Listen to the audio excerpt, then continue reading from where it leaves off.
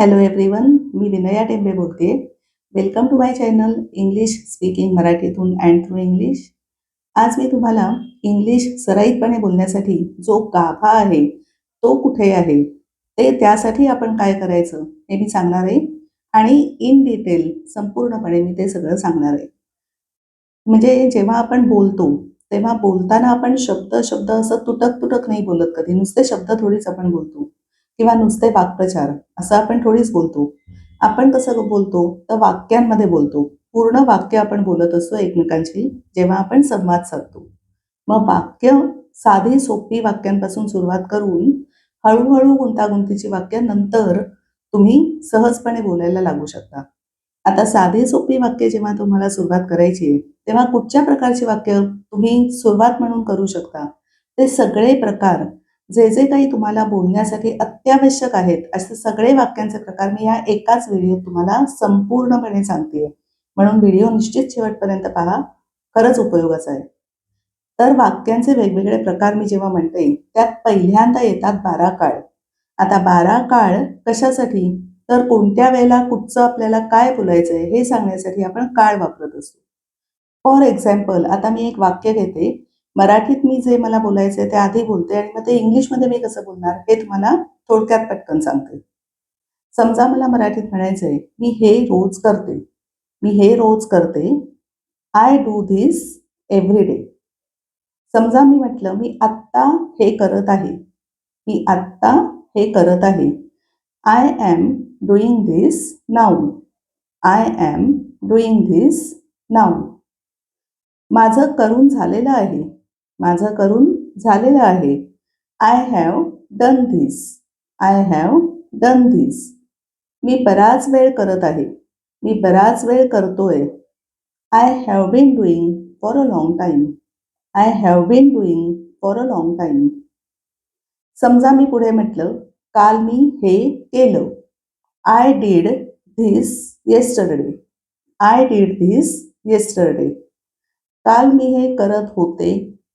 काल मी हे करत होतो. I was doing this yesterday. I was doing this yesterday. काल माझं हे करून झालेलं होतं. काल माझं हे करून झालेलं होतं. I had done this yesterday. I had done this yesterday. काल मी हे बराच वेळ करत होते. काल मी हे बराच वेळ करत होतो.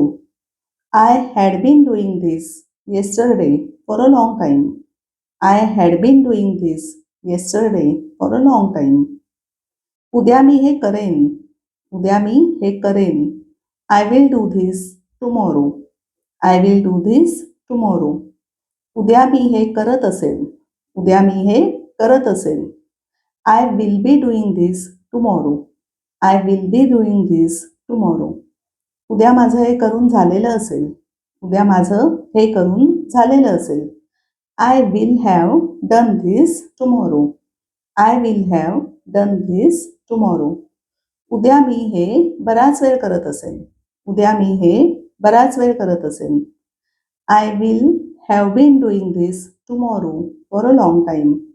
I will have been doing this tomorrow for a long time. अशा पद्धतीने आपण 12 काळातली वाक्य बोलतो की पुढच्या वेळेला मी काय करत असेन असं जेव्हा मला बोलायचं आहे, वेळ सांगायची आहे, त्यावेळेला आपण काळ वापरतो म्हणून ते माहिती असायलाच हवेत. त्याचप्रमाणे ऑक्झिलियरी वर्ब्स सहाय्यक किंवा सहाय्यकारी क्रियापदं ही सुद्धा अतिशय महत्त्वाची आहेत, जी तुम्हाला माहिती असायलाच हवीत आणि त्यांची सोपी वाक्य आपण एक वाक्य पाहूया परत आत्ता. समजा मी म्हटलं की मी झाडावर चढू शकते. मी झाडावर चढू शकतो. I can climb a tree. I can climb a tree. काल मी झाडावर चढू शकलो. काल मी झाडावर चढू शकले. I could climb a tree yesterday. I could climb a tree yesterday. कदाचित मी झाडावर चढेन. कदाचित मी झाडावर चढेन. I may climb a tree. I may climb a tree. किंवा हेच वाक्य इंग्लिशमध्ये अजून आपण म्हणतो I might climb a tree. I might climb a tree. मला झाडावर चढायला हवं. मला झाडावर चढायला हवं. I should climb a tree. I should climb a tree. किंवा ह्याच अर्थी आपण इंग्लिशमध्ये अजून एक वाक्य म्हणू शकतो. I ought to climb a tree. I ought to climb a tree. मला झाडावर चढलंच पाहिजे. मला झाडावर चढायलाच हवं. I must climb a tree. I must climb a tree. किंवा आपण हेच वाक्य असंही म्हणू शकतो. I have to climb a tree. I have to climb a tree. मी झाडावर चढेन. मी झाडावर चढेन. इथे आपण भविष्यकाळी वाक्य बोलतोय. I will climb a tree. I will climb a tree. किंवा वूड वापरूनही हेच वाक्य याच अर्थी आपण म्हणू शकतो. I would climb a tree. I would climb a tree. ह्याच पद्धतीने टू जोडून काही वाक्य बनवता येतात. पाहूया एक्झाम्पल. मला झाडावर चढण्याची गरज आहे. मला झाडावर चढण्याची गरज आहे. I need to climb a tree. I need to climb a tree. मला झाडावर चढण्याचं धाडस आहे. माझ्यात झाडावर चढण्याची हिंमत आहे. I dare to climb a tree. I dare to climb a tree. मला झाडावर चढता येतं. मला झाडावर चढता येतं. I am able to climb a tree. I am able to climb a tree. मी झाडावर चढणारच आहे. मी झाडावर चढणारच आहे आता. I am about to climb a tree. I am about to climb a tree. मी झाडावर चढणार आहे. मी झाडावर चढणार आहे. भविष्यकाळी आहे, पण रचना मात्र वर्तमानकाळी आहे. कशी? I am going to climb a tree. I am going to climb a tree. मी पूर्वी झाडावर चढत असे. मी पूर्वी झाडावर चढत असे. आता ही रचना भूतकाळातली जी आत्ता मी करत नाही. I use to climb a tree. I use to climb a tree. अशा पद्धतीने काही वेगळ्या वाक्यरचना पण अगदी टिपिकल कॉमन सर्रास ज्या आपण बोलतो त्या सुद्धा इंग्लिशमध्ये कशा बोलायच्या हे माहिती असायला हवं. ही आत्ता मी एक्झाम्पल दिली आहे. याच्यातच तुम्ही हे क्लाइंब हे जे आत्ता मी घेतलंय क्रियापद म्हणून, त्याऐवजी कुठचंही दुसरं क्रियापद घ्या आणि अशी प्रॅक्टिस करत राहा. आता हे झाले 3 प्रकार जे मी आत्ता सांगितले तुम्हाला. अजून चौथा प्रकार जो माहिती असायला हवा जेव्हा आपण इंग्लिशमध्ये बोलणार आहोत तो आहे इम्परेटिव्ह सेंटेन्सेस. इम्परेटिव्ह सेंटेन्सेस म्हणजे आज्ञार्थी वाक्य. ही सुद्धा आपण अगदी सर्रास वापरतो. आज्ञार्थी वाक्य जरी मराठीत त्यांचं नाव असलं तरी आज्ञा, विनंती, सूचना हे सगळं देण्यासाठी म्हणून ही वाक्य वापरली जातात. पाहूया 2-4 उदाहरणं. समजा मी म्हटलं टेक केअर. टेक केअर काळजी घे. इथे आपण करता म्हणत नाही, कारण करता यू असतो. यू म्हणजे तू किंवा तुम्ही काळजी घ्या, पण तो गृहीत धरलेला असतो. म्हणून अशा वाक्यांची सुरुवात नेहमी क्रियापदाने झालेली असते. म्हणून टेक हे क्रियापद आणि पुढे टेक काय, तर टेक केअर काळजी घे. तेच जर मी म्हटलं की हे घे. हे घे. Take this. टेक धिस असंही होऊ शकतं. कृपया मला पाणी दे. कृपया मला पाणी दे. कृपया म्हणजे विनंती करतोय कुणाला तरी. Please give me water. Please give me water.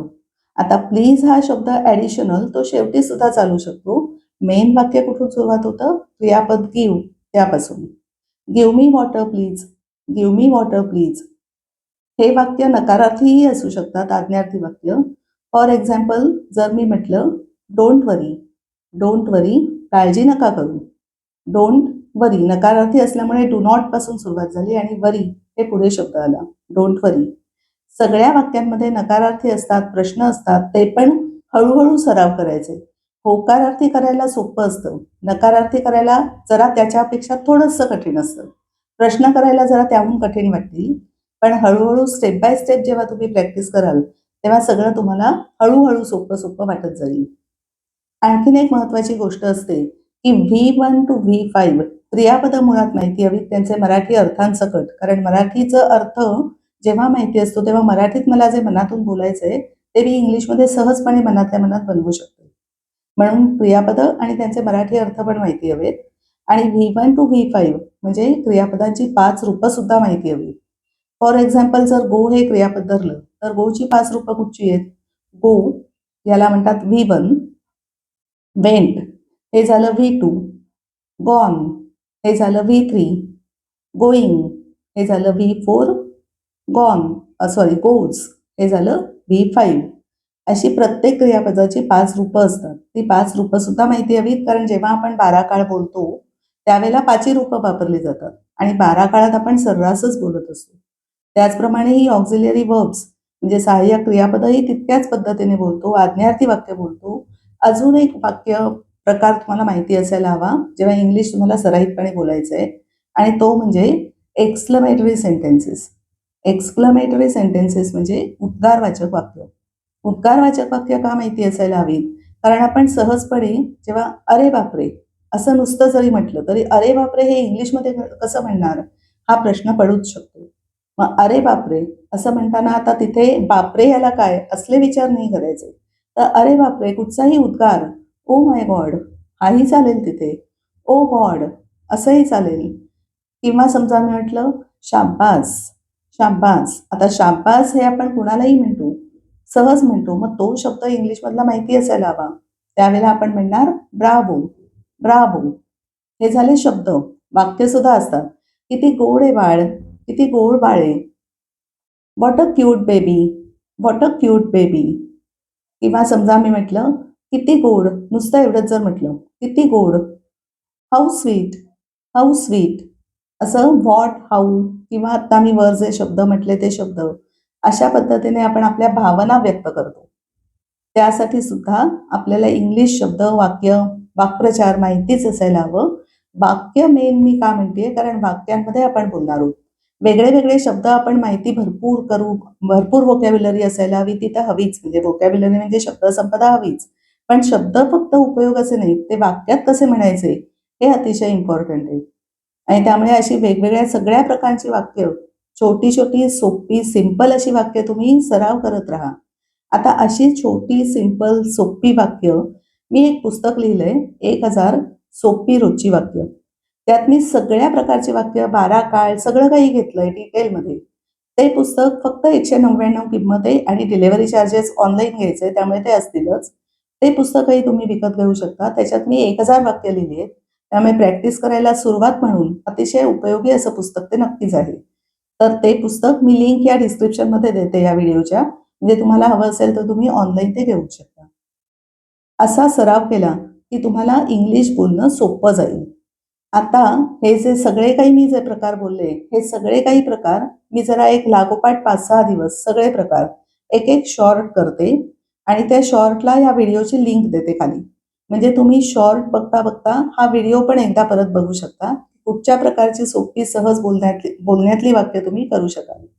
त्यामुळे या व्हिडिओमध्ये सगळी जी काही प्रकार मी घेतलेत, त्या प्रत्येक प्रकाराचा एक-एक शॉर्ट याच्यापुढे सलग मी जरा करते. एक 5-6 दिवस. म्हणजे तुम्हाला आयडिया येईल, की प्रत्येक वाक्य, कारण एका व्हिडिओत मी अख्खीच्या अख्खी भरपूर वाक्य नाही घेऊ शकत. पण शॉर्टमध्ये मी बरीच वाक्य घेऊ शकते. त्यामुळे एका प्रकारची बरीच वाक्य. त्यामुळे तुम्ही शॉर्ट पहा.